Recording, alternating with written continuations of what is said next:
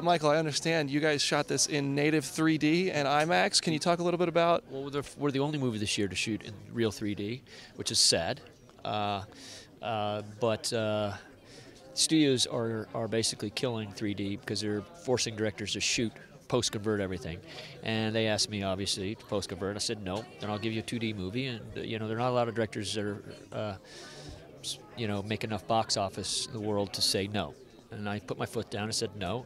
And I said, well, if we're going to do this 3D, we're also going to do this. We're going to do something that's never been done. We're going to take 2 Area 65 cameras and strap them together and make true IMAX 3D. So it's the first time in the world that you will see true, real IMAX 3D. Wow, that is amazing. That is so cool. And that is probably something that's helping keep this franchise fresh so many years later. But I'm wondering, in terms of story and your new cast and everything, what else are you guys doing to keep this franchise new? Okay, good question.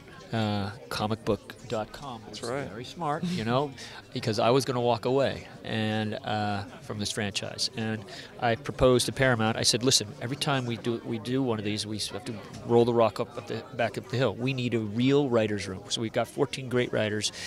We put them through Transformer School. We locked them in a room for about a month at Paramount with 10,000 images from the franchise, surrounded by props, a life-size thing of Bumblebee. It just stared them in the face. They came up with a complete Bible from the beginning of time to way deep into history. They came up with great stories. And Spielberg and I gravitated to 2 stories, put them together. The guy who wrote Black Hawk Down is a writer of this, as well as the 2 guys who wrote First Iron Man. Wow. And it feels very fresh. I mean, we just had a super fan event at IMAX where I surprised them with some footage. Listen, I'm not giving a giveaway at the store, but I tease them with stuff. And it, you know, they're hard to please, and they liked it. So well, that's you know, awesome. So what is the journey like this time? It seems like we have like global warfare on the biggest scale we'll ever have in a Transformers movie, at least so far. What would you say the journey is, especially for Cade and other characters this time around?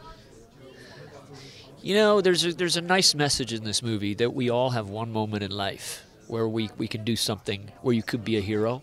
And everyone does have that one moment in life where you can make a difference in life. And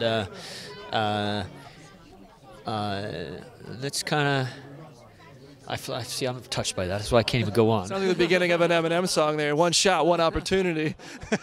So we have so many new cast members. Can you explain some of the choices this time around? And even, I don't know which new robots you can talk about, but I know we're going to meet some new faces on that side too. Yeah, I mean, well, you've got Hot Rod, who's fun. You've got Cogman, who's he's a psychopath. He's about this tall.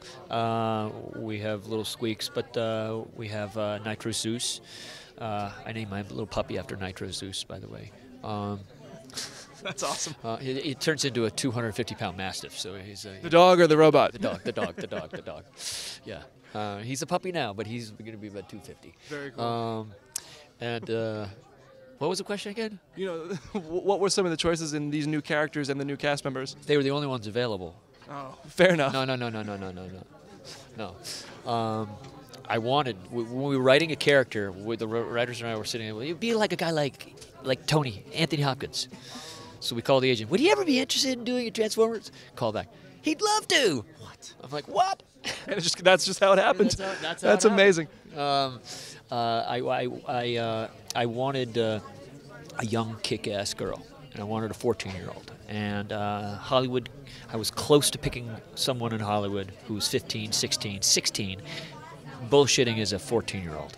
And I'm like, I want a real 14-year-old. And because that was the age the character played. Yeah. Okay? And the last day before I was going to make the final decision, a tape comes from Cleveland, from Isabella Moner, self-tape. She put herself on tape. And I'm like, she was the one, you know? And she's had one acting lesson. She's fantastic. She's the real deal.